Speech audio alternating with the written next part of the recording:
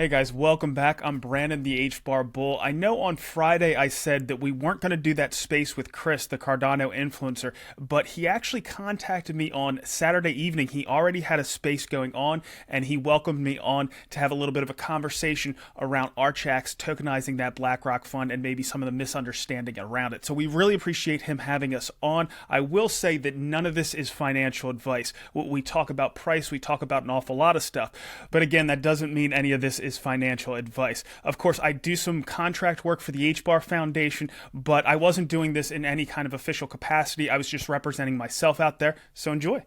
The HBAR Bull jumped in, which we've been talking back and forth, but I do want to open the forum to him. Welcome. Hey, Chris, thanks for having me on. Yeah, we obviously had some, we'll call it miscommunication a few weeks ago Yeah. around Well, everything that. well, to be fair, nothing between us. You're fantastic. You've been very polite and all of that. So, to give you your just dues, you've been a wonderful, player in all of this, I guess. I don't know. Yeah, well, we know how tribal this space can be. There was frustration, I think, on both sides. Just to explain to everybody what happened and why I joined here, so there was a fund, a BlackRock fund that was tokenized by a team called Archax. Archax is the only regulated securities exchange, tokenized securities exchange in the UK, and they tokenized a fund, and they tokenized it on Hedera. Now there was the press release that was put out. It went through the normal channels, but it did not make it to any of the crypto channels. It was very clear and correct. There was also things that got out, and you know how things can kind of run on X and every other social media channels. It kind of made it seem like it was BlackRock that was tokenizing the fund. That wasn't the case, but people then got frustrated at that because it was interpreted that way, even though that was not the case. And then, of course, everything kind of blows up, and there's a lot of misunderstandings. But either way, I'll leave it there. And if you have any questions or comments, I'm Yeah. more than No, happy to no, no. answer. I think you summed that up well, and you know, but words that this. I think H bubble. The problem with tweets and posts or whatever you want to call it is you can't take tone, right? You can't Sure. take tone out of words. You can't take intent out of words.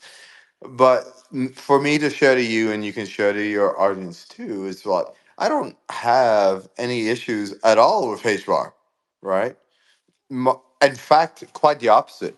My, I guess, ennui was that I don't want the regular Joe to suddenly FOMO in at 17 cents or whatever it was. Now we're back at like 9 or 10, and Jesus Christ, the guy lost 50%. And as you know, people get excited and they'll jump in. They'll jump in with like everything they have, right?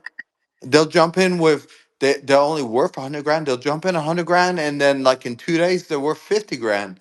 And I've seen it over and over the years I've been in this space, and I just don't want people to get hurt like that way, and it upsets me that way. I don't know. So it's not like an attack against a community. It's not an attack or anything like that.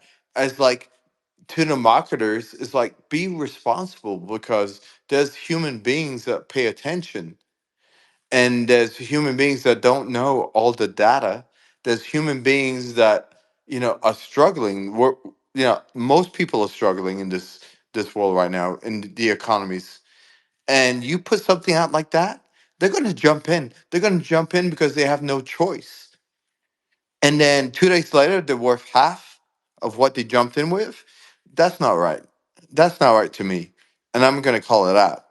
Well, And, let's you step know, back just for a quick second. sure. So this is actually, I mean, this has happened before within the Hedera ecosystem. Back in 2020, Google joined the Hedera Governing Council, and for a small cryptocurrency like Hedera at the time. That's a pretty big deal to have, a large company like that on the scale of Google for joining the governing council member, deciding that they are going to take part in the governance of a network like that was a big deal. Okay. Nothing was really covered around that until CoinDesk came out and said that did it ran an entire piece. Hold on one.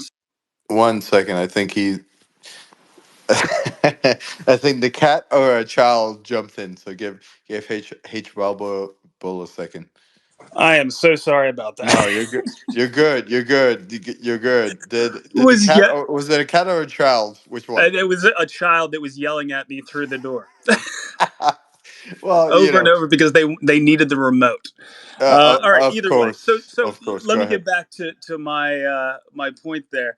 What happened essentially was they didn't cover the press release that initially went out with it.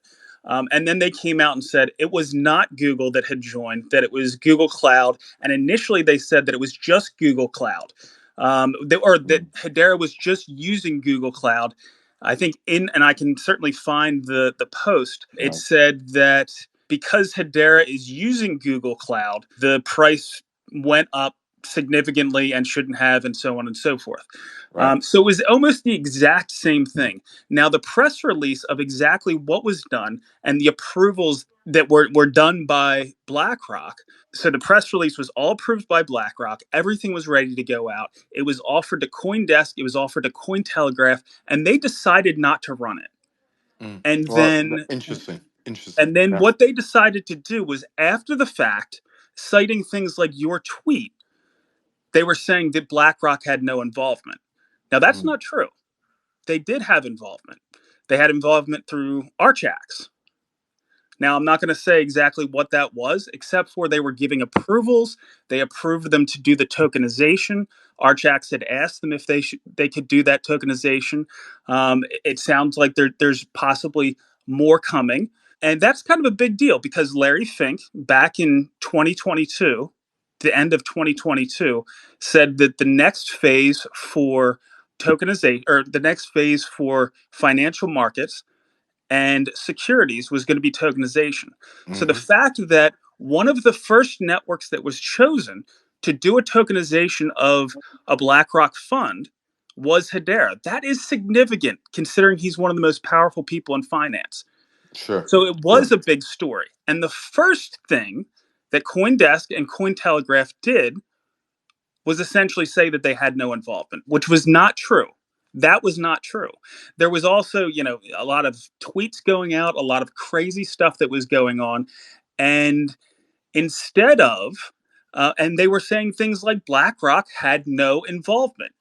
That, I mean, you can't say things like that either. So I think that had a significant market impact as well. So Right. there can certainly be frustrations on both sides. This isn't the biggest news that has hit Hedera. No. Just recently, Hedera joined something called Blockchain for Energy. Blockchain for Energy actually doesn't have any layer. It's a consortium of about 14 different entities. It includes Schlumberger, Chevron, Exxon. Hedera is the only layer one on it. Saudi Aramco, and you can go down the line. And there's a lot more to it. Mondelez just joined the Hedera Governing Council and has use cases coming out. There was EDF, which is one of the Hedera Governing Council members, the largest energy producer in France. They did not one, not two, but three different use cases on Hedera, or projects on Hedera. One of them is called Hedge. Hedge stands for Hedera, EDF, and Google, because they were working together on a DPIN project. A lot of these things don't get picked up. And I'm not saying it seems unfair at times that the coverage that eventually does come out around these things, Yeah. if at all. No. And it No. seems like No. go ahead. I'm sorry. It is unfair. I'm not gonna you know pile on that. So two things. I think two things is to reiterate my only the only reason why I put out what I put out was and the charts literally reaffirm what I said. It was a false pump Give it 2 days, and it's going to trace back. And the people that bought in at 17 are literally minus 50% what they put in. And as we know, some people are going to go deep right now, especially because some people think we're at the middle of the bull market. We're not the middle of the bull market. We're at the beginning, which is cool, but people are going to go deep. And I just don't want Joe Plumber. I don't want Joe regular guy getting wrecked because HBAR marketing intern was not accurate, right, on the tweet, either intentionally or not. And The that's HBAR it. Foundation tweet was accurate as Well, far as the I could the tell, and I graphic. mean I still Well, have it. to be respectful, and you know, I, I I do not want to be rude to you, H Bar Bowl, or anything like that. But the image made it look like it was BlackRock because because look, I've been in this space since 2010. I looked at that, and I was like, Jesus Christ, H Bar is like connected with BlackRock. For a second, I was like, wow, and then I looked deeper. But even for me, I looked at for a second. I was like, "Wow." Now, someone else So for not. this to happen, no, the graphic for this to happen, you Yeah, needed Onira, you needed Archax, you needed BlackRock, and you needed to be built on top of Hedera. That's what the graphic showed. Now that was connected to the approved press release. I'm not saying that that was perfect, but like right, Cointelegraph the other day said, and I still have a screenshot of this. They said BlackRock's tokenization on Hedera. That's the tweet they put out for the space that they did with the president of the Hedera Governing Council. right, So that was right. a mistake, right? But Well, but yeah, so they made this almost the exact, and again, I'm going to go back and say that the HBAR Foundation tweet was not incorrect, but so they made the exact same mistake. But the nice thing is that's why we have these press releases. You say it sure. was an unjustified run up in the HBAR price, but was it an unjustified run up, or was it that people were realizing that these kind of things are being done on Hedera? Maybe the and of course you have a run up of 100% and you're going to get a pullback, Yeah, but don't you think a lot of that additional pullback may have been from things like CoinDesk and Cointelegraph, instead of originally running mhm, with the story, them coming out sure. and putting out false information themselves? It seems shocking to me. And again, But this so is not the biggest news within Hedera. There are so many other agreed, agreed. things. So H, I don't disagree. And here's the deal though: is you, me, Rick McCracken, everyone on this call, we are literally insignificant. We're talking about billions of dollars, hundreds of millions of dollars. You know what my sentiment, your sentiment, 100 people's sentiment in the community does not matter, right? Most of us are just cannon fodder, and so all these press releases and stuff, right, are just instigated. So the point being, like I said, my ennui is not to do with anything to do with HBAR. And I actually wish you guys. And you know what? If it makes sense for me, yeah, I'll buy a bag of H bar if I think it makes sense to me. But no, I don't have any issues with you guys at all. My issue is with irresponsible marketing that got regular 9 to 5 Joe wrecked because he looked at the his Instagram tweet or his X tweet. He goes, "Oh my God, HBAR and BlackRock are the next hot thing. I just looked at BTC being a ETF on BlackRock. I am going all in."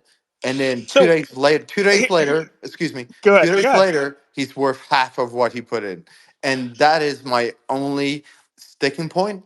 And I will to the day I die or leave this space, I will never accept where the regular person is cannon fodder and we're like, it's okay. No, I will never be All happy with that. All right, Chris. Well, let's go back here just a little bit. Again, The press release that was put out was completely accurate. I stand by also the HBAR Foundation tweet. I don't think there was anything significantly wrong with that. But you can also turn that around, and I'm a large HBAR holder, right? Right. And I'm pretty sure if that initial run up, it was going to pull back. But I think this all the stuff that came out around that probably knocked a good 2 cents off the price as well. That's, like you said, hundreds of millions of dollars that should have probably been captured and should have helped our ecosystem a little bit. So just as frustrated. The other thing I think that people should learn, that if you are going to get involved with something, you need to do your research and you need to drill it all the way down to the actual source material. And I mean, the HBAR Foundation tweet pointed to the source material. Go check it out. And who is going to, off of a tweet, go all in?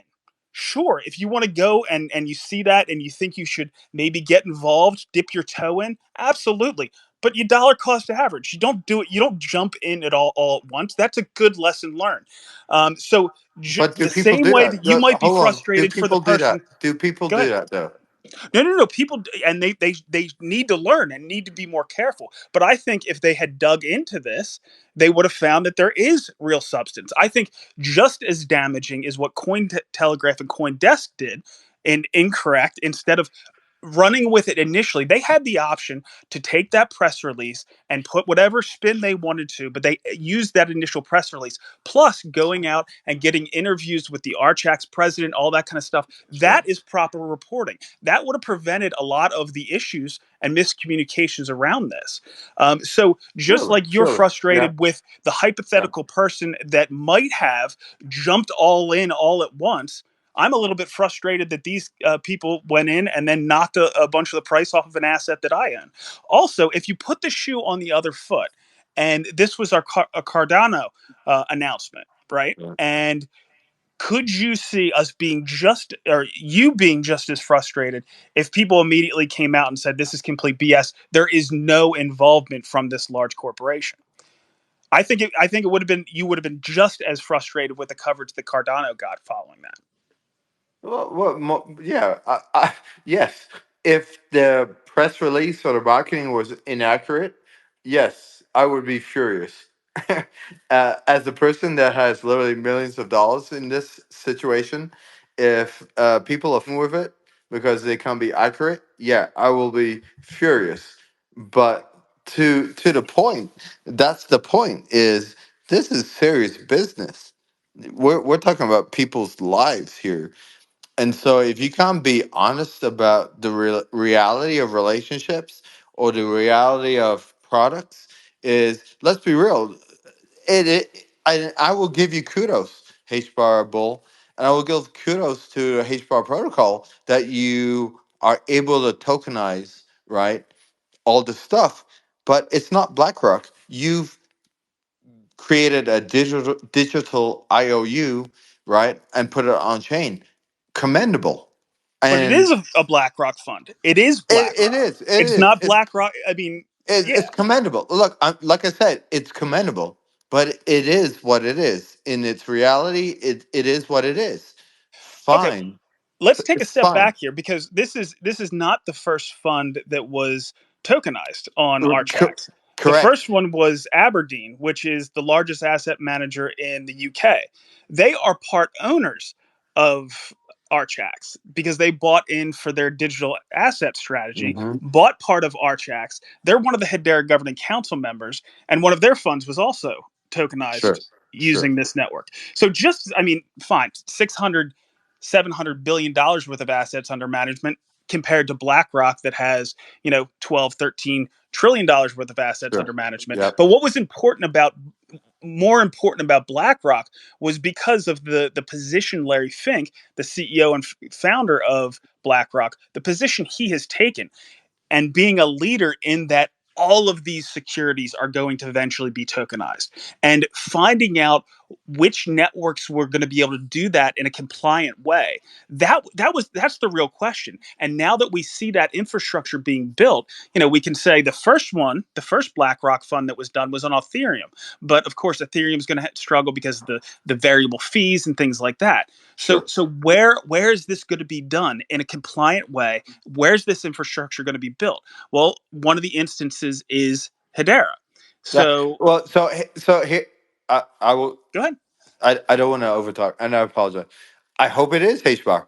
I will tell you right now, HBAR, and you can tell it to all your, your audience. Is I truly, authentically hope it is you guys. I do. But Rick, go ahead. Hi, Chris. Thanks. Hi, the HBAR Bull. Hi, how's it going, guys? I'm gonna just kind of go right to the point. I kind of missed the whole HBAR thing. I read a little bit on it. Didn't know much about it. So listening to where we're at now with your guys' discussion, I really appreciate you guys being very gentlemanly towards each other while having a debate about something that's very important. So my question is, who actually minted the BlackRock or Grayscale, whichever one it was, who actually minted it into the chain on HBAR? Was it the actual, which one was it, HBAR Bull? Was it BlackRock or Grayscale? No, it was Archax. So Archax Okay. is a regulated tokenized securities exchange, the only regulated tokenized securities exchange in the UK. And they did this with the largest asset manager in the world, Archax, and then they also did it with a BlackRock fund. Okay. So, all right, cool. I mean, that kind of clears it up. So I like people to have clear understandings. That way, stuff like this comes up in crypto all the time. Both of you guys have really great points. Chris has a good point. Crypto people do some really stupid shit. They hear stuff like, oh, wow, look at this partnership. And then all of a sudden they pump the price to the moon and half the people get wrecked. And that's true. It happens. Sometimes it's just a very large number of people with a very small amount of money. So you get a pretty good pump off of that too. But the reality, or like the clarity, not reality, the clarity of these kind of things are who actually minted this stuff onto the chain, because there are smart contracts on like Polygon where you can mint if you follow European rules. I could buy Tesla stock and I could mint it onto Polygon, right? And that doesn't mean Tesla minted Tesla stock onto Polygon. That means Rick minted Tesla stock onto Polygon, right? So the the real question is, if when people hear this and they're doing the research, is say who minted it into the chain, if they think it's officially, BlackRock or Grayscale used the smart contract to mint their stock split into the chain, that would be significant. But So yeah, Rick, the clarify part is like who minted it. Any one of you guys could do it. You go and use some but this Polygon isn't. smart This contract was and all that kind done. of stuff. You're right. You're right, and that's why the press release was approved and all that kind of stuff. And the tokenization, BlackRock doesn't give anybody approval to tokenize their funds. Archax did have to get approval. The thing is the follow up coverage by CoinDesk and Cointelegraph was also incorrect. Saying that they had no involvement was not correct. And like I can go back further. So there's one of the Fortune 500s is a company called Avery Dennison. They do a supply chain use case on Hedera and are processing about 1,900 transactions per second. That didn't get any coverage. Now, somebody else copied that, essentially is doing something very similar on Hedera. That's Hyundai. Hyundai is not a Hedera governing council member. Avery Dennison is. And we can continue to go forward the entire MasterCard Provenance system, which is being sunsetted because those private chains aren't going to be done. Almost everything from MasterCard Provenance, the largest user was somebody called Fresh Supply Co. They needed MasterCard Provenance. It was key to their business. So they couldn't do it on MasterCard Provenance anymore because that was being sunsetted. They moved over to Hedera. This kind of stuff isn't being covered. We just had Mondelez, think Kraft Foods, Chips Ahoy, Oreos. That is a new Hedera governing council member. They signed up with a company called SKUX. SKUX is a payments company that is focused on digital assets. They're doing coupons and things like that first. And they are taking coupons and things like that and putting them on the Hedera network. And they're going to be doing more in the future. So these kind of things are not new. And just because, we've done the similar kind of stuff like SKUX and Mondelez and Hedera, together in those kind of graphics. That's nothing new. It was the and then you go to the press release, you read up on it, see exactly what's happening. And then if you think that's something you want to get involved with, you can get more involved in the community and ecosystem. Same thing here. Everything was necessary. The BlackRock fund, the BlackRock approvals for tokenization, and for the press release. We needed Onira, we needed Archax, and we needed it all built on Hedera. Go read the press release, figure out exactly what it is.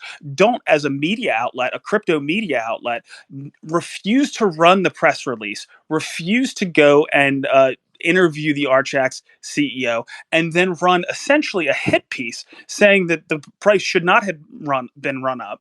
Because who's to say? Well, what should happen on a given piece of news. Just like Chris might be frustrated with somebody that might buy in without doing any research, and the price running up. I'm a little bit frustrated that we got some poor coverage out of this. Right. It shouldn't Right. have been anything but good for the crypto ecosystem, that we're starting to see Larry Fink's vision of these securities being tokenized on chain coming to fruition. That's exactly what we want to see, right? Right. So to be clear, H Yeah. bubble. To be clear, in a perfect world, I wish you guys ran up to 18 cents and you're still at 18 cents. In a perfect world, I wish that was the case. If everything was on the up and up and the foundation had done a good job. So, no, how to say, Well, it's Chris, just so. what do you think more brought the price No. What down I'm more? saying is, I'm not wishing any ill will on you, on your No, of course community. not. No, I'm like, I want you guys to win. Full stop. Period. That's it. What was upsetting to me is I felt like people were going to get taken advantage of, and the charts said that. That's all. That's all. Well, there's three things that could have caused. There's a few things that could have caused the price to come back down. Number one, whenever you have a run up like that, there's a good chance you're going to see a bit of a pullback. So there, some of it coming off, that makes some sense. There's also the poor coverage that came out behind it, and then all the controversy. Considering all of that and what the rest of the crypto market has done, we've held on to some of the gains, but I just Thankfully, thankfully, it's thankfully. not Yeah. all because of people found out there was substance there. There was a lot of substance there. It was significant. There's other things being tokenized on Hedera, as far as, I mean, real estate and diamonds, and we have an entire exchange called the Digital Commodities Exchange, which is doing the same kind of stuff. So yeah, I don't want to chalk everything up to it being false marketing. I don't think it was at all. If you read exactly what the tweet said from the HBAR Foundation, it was correct. And then, of course, it pointed to the thing that everybody should go and do, and go to the source. Take a look at the press release and Sure. see exactly what was announced. And it should be up to the media outlets, especially when they get embargoed information a week beforehand, to dig into it themselves if they think it has the potential to be a big story, or be misinterpreted, even worse, right? Right. So, all right. Last thing on this, and we can move on. But if you had a time machine, would you change anything? If you were like HBAR people, you need to change this. Yeah, I'd say, the main thing, like, there was a lot of discussion around, specifically that graphic, trying to get approvals. That they were like, well, BlackRock's already, been fully made aware of and okayed the um, the press release. Not a lot. Not a lot would have changed. Some individual reactions from people. I think, some of the tweets around that could have been better. Of course, when you have big news come out that should be exciting for the entire industry, and it goes south like this, and you get what I think is very unfair coverage from the main crypto media outlets. Of course, you would go back, and that's the reason why things were changed after the fact to try to make it crystal clear. I don't think there's too many teams, too many crypto layer one platforms or layer two platforms out there that scrutinize their announcements as much as Hedera does before they go out. And I think just like, hindsight is 2020. When you look back on something, sure, of course, knowing that there was going to be negative press coverage, you know, but it's not like that wasn't offered to, these crypto outlets a week beforehand. The specific press releases that was all approved that should have been perfect. And if they wanted to dig, that's when they could have dug. So, hindsight is 2020. Of course, looking back on it, changes should have been made. But beforehand, that's usually when I know, would I have made this mistake again? I probably would have if I didn't have the benefit of hindsight. I can't hear right now. Is someone speaking? I don't know, Chris. We can't hear you. Rick, can you hear Yes, me? I can hear you. I can hear you, HBAR Bull. Hey, very Okay. well said, man. I got a plan. So here's the plan moving forward. All right. All right. So Michael Saylor's like Thanos, and we're like the Avengers. So we got to team up with Hedera. We got Polkadot, Algorand, like the Avengers. We all got to get together, and we got to get Thanos, because if Thanos snaps his fingers and he's got the SEC Infinity Stone and he's got the CBDC Infinity Stone, we're gone, man. Half of us disappear. So we Yeah. got to stop this guy. Come on, let's team up, Well, guys. let's focus on growing the pie, right, and not the size of the slice that we're getting that's already here. I would love to see Cardano be as successful as possible. I know a lot of the things that Cardano is trying to do in Africa. That we're doing the same things. We're working with Flutterwave over there, trying to get payments and bring a lot of people out of poverty. We're working with Algorand, with the DREC Foundation. That's the Decentralized Recovery Foundation, because a lot of people, you lose your recovery phrase and you're pretty much up, what's crick. So, yeah, we do need to work together. I know Lehman, one of the founders of Hedera, was talking over in Davos with Brad Garlinghouse of XRP. Let's focus on growing this pie, and really dig into, when these announcements come out, championing them and making sure that this is a win for us all. If we embed ourselves in the traditional financial system, it's going to be a lot harder to displace us through something like the SEC overreaching and things like that. So you're absolutely completely right, Rick. I agree with you. Love it. Can you guys hear me? By the way, my phone died, so I had to switch computers. I can hear you. All right, perfect. That was whoever spoke that, because I'm trying to figure out my other computer. That was actually a very awesome sentiment. Someone's trying to request to speak. I'm going to connect you when I can, but who's next? Go ahead, please. Okay, I'll go next. I got to ask the HBAR Bull, because Bull, you are a very articulate guy, and sometimes I see liquidity problems on Cardano where there's not enough layer one primary ADA pooled with other types of tokens, what I call tokens of persistent value, things like USD stable coins or synthetics. I don't mean the unlimited print type of tokens where I can just go print a quadrillion of them right now. I'm talking about tokens of persistent value, if that makes sense. Are you guys seeing any problems on Hedera with liquidity, with Absolutely. USDT, USDC? What kind of volume are you seeing? What kind of so you're seeing that as well? And do you think a bull run will fix that? Because I'm actually, I do analysis. I look back in time. I'm not a certified financial guy, and I said, a bull run will actually fix a little bit of this. But what do you think, man? It's a good question. We had the same issue. best way to get in and out of our ecosystem, the most liquid way, is absolutely HBAR. So getting more liquidity, getting the essentially the market cap up helps that a lot. I focus on a lot of things like HBAR weighted airdrops and things like that to try to get more liquidity into that HBAR ecosystem. But stable coins are certainly important. We do have USDC, we have bridged versions of USD, and we also have a native version of USDC in our DeFi ecosystem. And it's decent, but one of the issues is the USDC version is not supported by Coinbase. That version is not supported by Coinbase, so you can't go in and out of dollars. So once again, you're back to using the HBAR, which of course is supported on Coinbase, to get in and out of the ecosystem.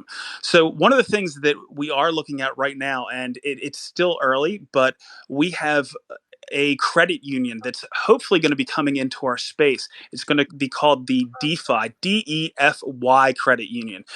They just teamed up with another credit union, and they already got everything approved through the national regulator for credit unions to do all the Web3 stuff that they wanted to do. And then this other credit union teamed up with them because they wanted to get on board, and they already had their federal charter. So if we can get that kind of banking services for our ecosystem, for the Hedera ecosystem, and it might not just be for the Hedera ecosystem, it might be for all Web3. But then we'll be able to, because they already have a stable coin called Rivia, and it doesn't. We need to get the liquidity up on that. But if they were able to provide the banking services and in and out of USDC to US dollars, that kind of thing would be great for the businesses that are trying to build within our ecosystem. But the issues you guys are having, I'm sure, are the same kind of issues we're having. We want to see more on and off ramps for USDC. We don't see a lot of tether. We have some bridge tether in our ecosystem, but again, the easiest on ramp and off ramp within our ecosystem is still the HBAR. So yeah, Okay, yeah, and that's exactly what I was getting at. For example, in Cardano, people can get USDT that's not supported directly by USDT, but USDT and USDC. The problem is with the liquidity pools. Right now, there's about 1 million worth of USDT, 2 million worth of USDC, but they're at about a 72 to 75% utilization rate. What does that mean for the user? Well, that means if you want to borrow it, because that's the only place you can get it right now, right? So if you want to borrow against it, you're paying about 25, 28% interest for borrowing it. Now, if you want to be a supplier, so how does this work, right? You got to bring it in on the WAN chain, right? And so you bring it in on the WAN chain and you can supply and you can earn like 15 or 18%, but it's always, people got to remember this, it's always algorithmically dynamic. So it changes from day to day. Sometimes it changes from minute to minute. The problem is, and I think this is the same thing HBAR Bull ran into. The problem is I did a test. I borrowed a big chunk of USDT. Then I said, okay, which way can I go? All right. And so when I tried to go back to a centralized exchange with the USDT, you run into a problem where if you try to exit on Polygon and there's not enough USDT in the Polygon interface. So you got to select the Tron interface, the AVAX interface. Why? Because there is two things missing. One, there's no direct connect from Kraken, Coinbase, major exchanges to Cardano, support for USDT and USDC. Same thing HBAR Bull was talking about for Hedera, is you don't have this direct connect native support. And the other problem is you don't have this liquidity pool for it to pass through if it has to pass through another chain. And the way I like to describe it is, okay, imagine you have a toaster. So liquidity is important. I know people know if you make a bridge, you make the WAN bridge or whatever type of thing, you got to have liquidity pools on the different sides. Like if I were to go A to the Bitcoin, there's got to be Bitcoin on the other side of that interface. So Rick, what's the solution? What's the solution for us? What's the solution for HBAR Bull? Here, I'll give you some ideas. And all right, so my toaster example. If I plug a toaster into a wall socket, I now have an interface between my toaster and the wall socket. But if there's no electricity, That's the same as no liquidity. So the toaster ain't going to work if you don't have electricity in the wall socket. You just, you got interface, but there's no juice. Right. So where do you get the juice, right? Where does the juice come from? Well, unfortunately, one of those juices is, well, you, you got to have a run up so people can buy the USDT, USDC, and you also need to get direct support on major centralized exchanges because that's where all the different chains pool their stablecoins together. And then the people who are using that layer one primary token, primary coin, they have to actually have the funds to be able to get it. And when people are in a bear side market and they're feeling bullish, they're not inclined to mint stable coins. Right. And that's part. I mean, so I don't know how to solve it. So I It's mean, just having Coinbase support for the Cardano version of USDC, that would be solve a huge amount of the problem because they allow you to swap between that and dollars and then get out to your bank or your credit union. But we want to get that as soon as possible, but takes a long time for Coinbase to move. We want support for Hedera's version of USDC. But the nice thing, and I saw John Wingate down there, he is actually the CEO of Bank Social.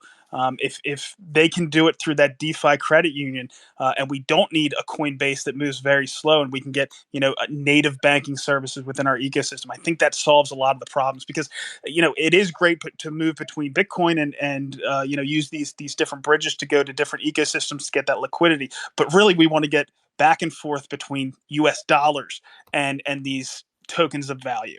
So I think we had that's a big someone on part of it. Cardano. One solve second, that. Yeah. folks. Let's Musab has had his hand up, so go ahead. Yeah, Musab. hi Chris, hi Paul, hi everyone. I just have indirect question to Hedera about since 2022. I have heard about this new potential agreement with SpaceX or Tesla. So is that correct or not? Thanks. There is no direct connections. There's breadcrumbs. People like to follow breadcrumbs. There's no direct connections right now. So one of the things that just came out is we have a company called WiseKey. WiseKey is on the Nasdaq. It's a Swiss company that they do Pico satellites, and they are going to be launching a token on Hedera. They have 19 Pico satellites that were launched by SpaceX. There's a picture out there of the CEO of this company called WiseKey and Elon Musk. So certainly there's connections there, and they're going to be doing a DePIN play. So that's decentralized physical infrastructure, taking those satellites, allowing sensors that are in things like autonomous vehicles and other Internet of Things stuff, communicate then with those satellites and using the payment rail of this token that's going to be built on Hedera to do all this, DePIN stuff, decentralized physical infrastructure, Internet of Things, all that. So there are connections there, but no, they aren't a governing council member or anything along those lines. We'd love to have them, though, for sure. Yeah, Hey, sure. Thank you could so I much. interrupt for a Paul. second? I had to ask Chris, the host, a quick question. If John Wingate, who I saw earlier, wanted to come up and be a speaker, you can drop me if you need to have space. He could probably talk to a multi-chain solution that he's trying to do with his credit union stuff. Okay, thanks. Yeah, absolutely. No, anyone who wants to speak can speak. So I don't know. I'm not trying to bar anyone from speaking. Hopefully, We got enough room for more speakers. He yes. was down there. I'm not There's sure if he's still around, but John, if you are down there, you can go ahead and request to be a speaker, and we'll try to bring you up. Please. that was a good Oh, question, Musab. I was going to roll back while you're waiting to what HBAR Bull said with your credit union. I think that is effective. We on Cardano, we have a company called Mihen, and they're doing direct mints onto the chain where it goes.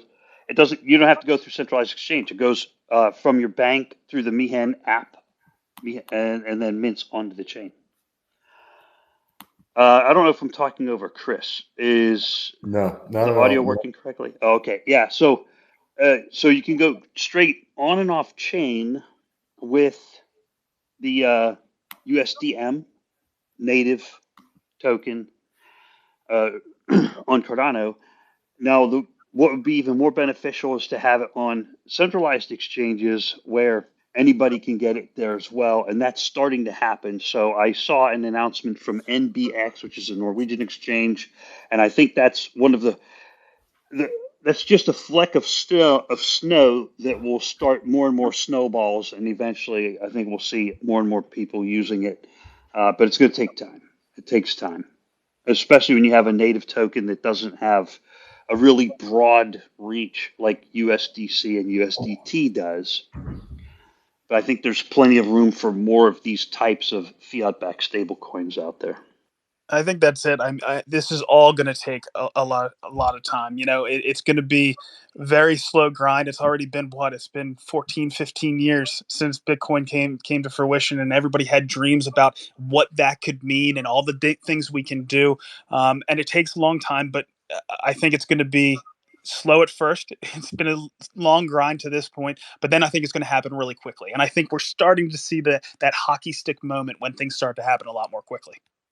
That's what I'm thinking. It's a point of critical mass. It takes a while to get to that point, but once you hit critical mass, it accelerates, and there's going to be winners and losers. There's going to be, certain stable coins or certain technologies that win, and the others will fall behind. That's just how all these technologies have worked. I'm pretty optimistic. I'm also very patient. I know these things take a while. But yeah, we definitely need way more liquidity. Optum Finance asked me a question. I see Optum Finance in the audience. Asked me a question a couple days ago. I think any layer one of significant value needs to have about 30 to 40% of its market cap value needs to be matched with stablecoins. So right now, if Cardano's at 16 billion, we should have about $6 billion worth of stablecoins to support market volatility and run ups. And also on the other side, when you come back down the other side, if ADA were to move, for example, to a $50 billion market cap, you would probably want at least $20 billion worth of stables available Right. for if the market falls off a cliff going down the other side, Yep. people can use those stable coins to retain the value of their capital. So No, I Yeah, agree. we're not No. even close to that ratio, but I think you're right. Within the Hedera ecosystem, we don't have nearly that much to support that kind of liquidity. So you're absolutely right. Hey, yeah, same Trouble, on what Cardano. kind of treasury do you guys have to play with right now as an ecosystem? As an ecosystem, as far as HBAR, Yeah, in totality. yeah. So I mean, there's a total. I think we have 50 billion tokens total, right? I think Right. about 38 billion have been put out, so there's about 12 billion in treasury. But the other thing is a lot of the tokens that have already been put out there are already sitting in other treasuries like the HBAR Foundation, the Hashgraph Association, Swirlds Labs have a significant amount of that treasury. So I'd say, and this is just me guessing, I'd say there's Yeah, probably about napkin. 20 billion that still um, can be deployed to continue to build out this ecosystem. What is your degree of confidence if, say, you and just the community's like, this is the direction we want to go? How much of an impact do you think you guys can do it? As in like moving into a certain industry like supply chain or gaming or something along those lines? Anything. Like for us, we're moving into Voltaire, and it's going to be literally our decision. What is your watershed moment? The thing is I'm really not sure where we're going to see the most traction first. There's significant stuff going on in supply chain. Like I said, I already mentioned a couple things along supply chain. I think tokenization is huge. We're obviously seeing a fair amount of traction there. Gaming is going to be an interesting one because we've really started to work on gaming maybe 24 months ago. And for some of the games that are being built are AAA games. They take at least 36, 48 months to come to fruition. So we're going to start to see our games hit the market here pretty soon. We're also seeing a lot of traction in things like consumer engagement. A great example of that is Karate Combat. I don't know if you guys have seen that out there. That's actually that's oh yeah. Yes. that Yes. seriously that there is that is a legit thing, the influencers fight club, but they also have a professional league and things along those lines. But we have seen Please some. explain really quick. Explain to me right now what that is. No, What is I saw your logo, the HBAR logo. I went to the karate combat in Dubai actually like 2 weeks yeah, ago, and impressive, huh? I saw you guys' logo like on the main floor and everything. I'm Yeah. like, okay, I see HBARs out here. Yeah, Well, so Esco, someone for HBAR wants to fight me. So HBAR, please explain what it is. it's partially tongue in cheek when they were challenging you, but there's real influencers. BitBoy went out and did one of their influencers fight, but the main thing is for consumer engagement. What Karate Combat needed to do to compete with the likes of the UFC and things like that was they need to create super fans.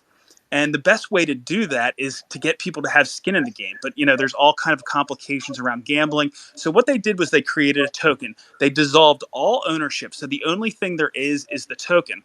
And you can do this thing called up only gaming. So you get these tokens. You can get them through airdrops. You can get them through other promotions. You can get them on the open market. You can go buy them in DeFi. There's centralized exchanges that support it as well. You get those. You put those in your wallet, which is essentially a Hedera wallet, but it's on their application. And then you can pick the fighters that you think are going to win, and that can include the influencers, but of course they have professional fighters as well. And if they win, you get more tokens. If you lose, you don't lose anything.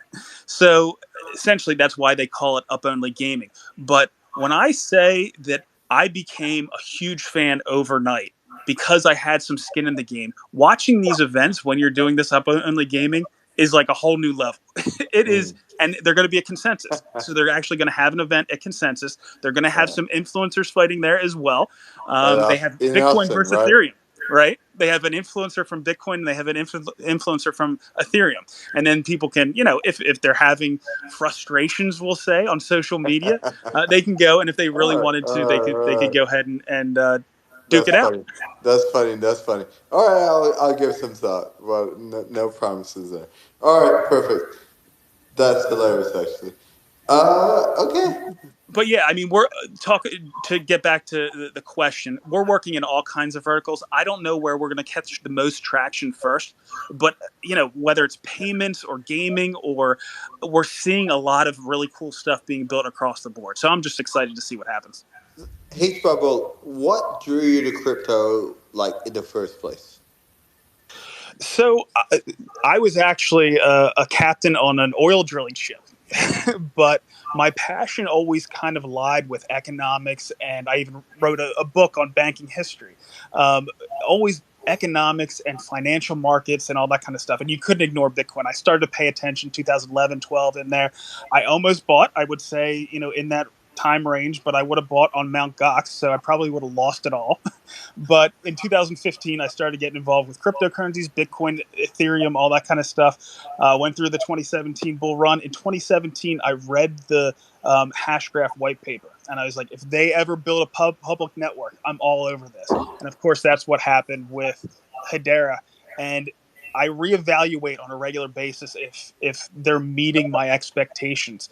And I ended up quitting as a captain. I was building a couple ships over in Singapore in 2022.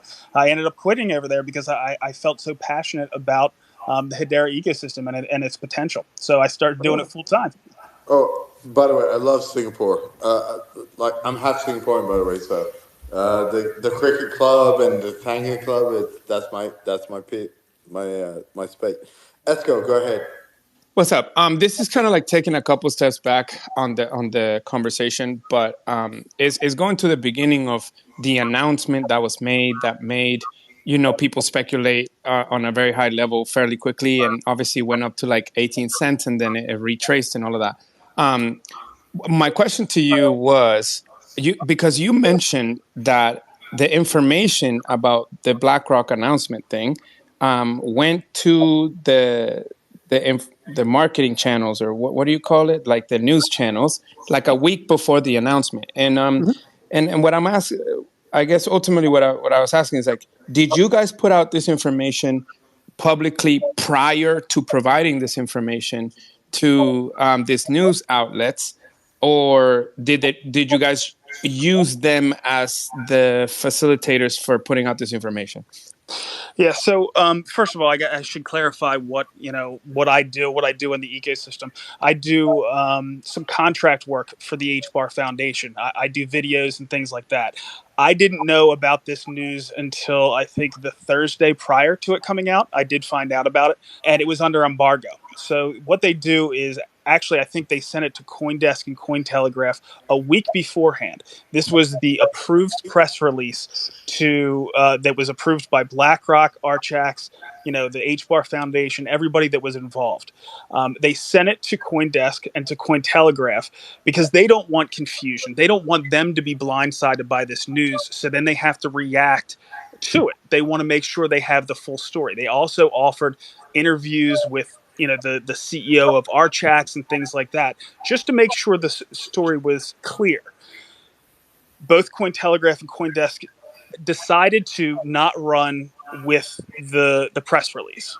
They decided to, after obviously, cover it in, I would say, a negative way, saying that BlackRock didn't have anything to do with it and things along those lines. But they had the opportunity to run the press release as is. They could have run it exactly as it was, because it was posted both on the HBAR Foundation site. It was sent out as a regular press release to like the AP, I forget, whatever the regular outlet is that just puts out all press releases. It was on the HBAR Foundation and so forth. So they could have either just run it as it was, or they could have done their own commentary and said, just to make it clear, this is Archax tokenizing a BlackRock fund, or whatever they would want to do. They Right. could use their own journalistic a twist on it. But they decided not to do any of that. What do you Makes think? sense. What do you think? Because I don't think they wanted to cover Hedera in a positive light. Exactly. I There's mean, not Ethereum. in fairness, well, we No, all play this I do game. think. I mean, one of the first instances of a BlackRock fund being tokenized, that is newsworthy in the Oh, it ecosystem, is right? no, it is newsworthy. Even like the brass tacks. But what I'm saying is, you know, if we were gonna like rewind the clock with SBF, and thank God he's in jail, and he was controlling the media, we know the reasons for that. But now, why would they want to suppress good news for you guys? I guess is I I'm my not sure. thought. I'm not sure. I don't know, and I don't think that was a decision by everybody at those entities. I'm sure there's very good people, and I know there's good reporters. One of my favorites is Rachel Wolfson. I think she does Yeah, excellent work. yeah, There's a lot of good people, I'm sure, at those organizations. yeah. But True. whoever I got a know some hold of of the those people. press They're good release, too.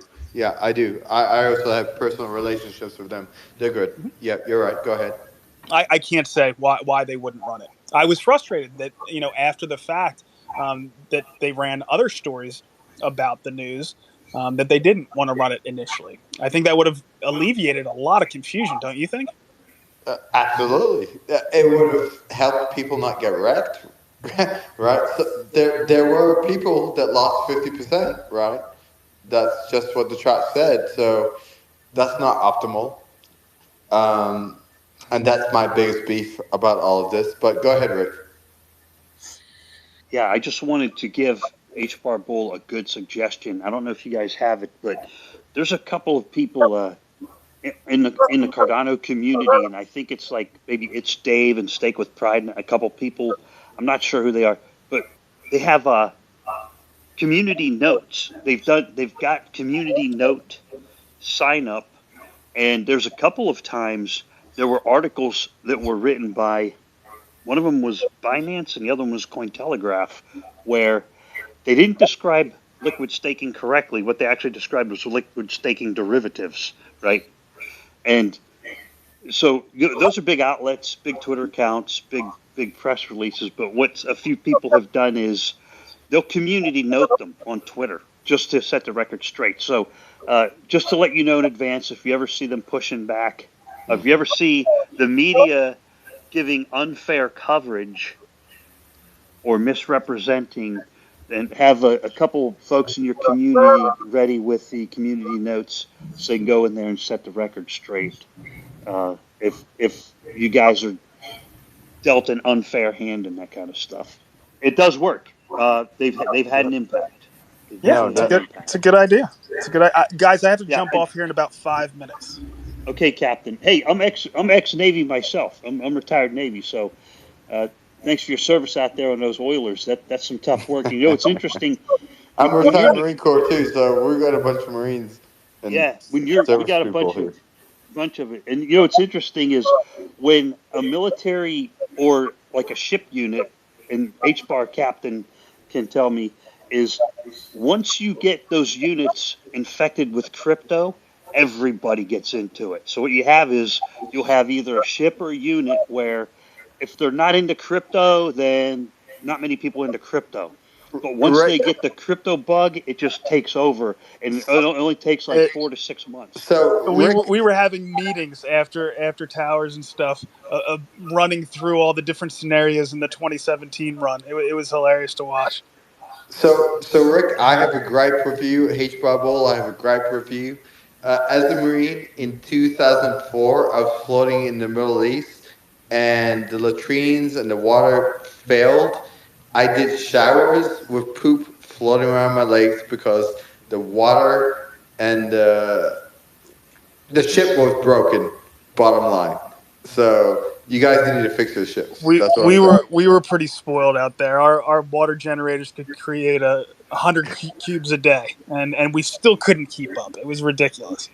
Well, it was Yeah, upset. It was upsetting to have to go shower and have turds flying over my feet. That's all I'm saying. that was on an old amphibious ship. Those things were junk. But Yes, they the were. modern destroyers and these modern tankers, these things are pretty well built. You don't have So, those kind of problems so Rick, why did they put the Marines on the ship boats then? because they're big with a lot of open space, and they got a weight room. The destroyers and the frigates, they don't have weight. Well, you got a little weight room. You just kind of stuff it wherever you can put it, but you don't have room for a bunch of people. There's not much room on them for more people. Fair enough. Fair enough. I was just joshing. Just Yeah, my H ships Bible. displaced 100,000 tons. They were pretty big. The only reason why I brought it up is because obviously, as you were saying, in hindsight now, obviously from this type of situations, then you know how to manage information moving forwards. Because like this space is when it comes to adoption or onboarding or whatever, when people take part in this sort of swings and then they have a bad experience, then even if it wasn't ill intent, then they good could be point. like, well, Hedera just done wrecked me. You know what I mean? And Good it's point. it's it's such a fragile it's an ecosystem, really. I think so. Yeah, no, awesome. Thanks for answering, and it all makes sense. It sucks that they didn't want to cover it, or that they chose to not cover it in a way that actually made sense, and instead actually kind of turn on you guys to talk it down. As a matter of fact, that's crazy. H Bubble, let's set up a time. I do want to conversate with you so your community can ask questions. How about You that? you have almost all of them on here, so they're Oh, already they listening in. jumped in. They Oh jumped yeah, in. All right. All and I right. didn't All say right. a word. You invited me on, and All I right. guess So word got out. is this the catch all then? We're good. Yeah, I think we're good. I wouldn't worry about it, Chris. All We'll right. just move on from here. But All right. um, I see Griffel or something putting his hand up. Go ahead. Yeah, it's Gilbert the Grove here. Interesting point that was previously brought up is, oh no, a lot of people are going to feel like they're burned. I think, even though this was a bit of a debacle, way more people know what Hedera even is. They know that Hedera even exists than before. I think it's a net good because I'm in another smaller community, and a few months ago I mentioned Hedera. Wasn't shilling it. And people are like, what's that? Come back after this whole thing, and for the first time I'm seeing people like, they're spelling it correctly. They're using the right vowels. So I think, overall, I think it's going to be a net good because a lot of people, Solana gets bad press all the time. It doesn't hurt them. I think it's going to be a good thing. True. Yeah, and one thing, going down the rabbit hole, Grelf is completely correct. Grelf is one of the meme coins in the Hedera ecosystem, and he shows up every once in a while. But yeah, I mean, going down the rabbit hole, you guys heard some of the stuff that I was talking about here. Going down the rabbit hole with Hedera is a crazy ride. So I certainly suggest you guys from Cardano take a look at it, and we'll do the same with Cardano. All right, Chris. Well, I really appreciate you having me on here today. I'm sorry my little girl was pounding on the door there in the Go, beginning. go, go. Take care. Take care of her. Take care of her. We'll talk soon. All right. Take care. Bye. See ya.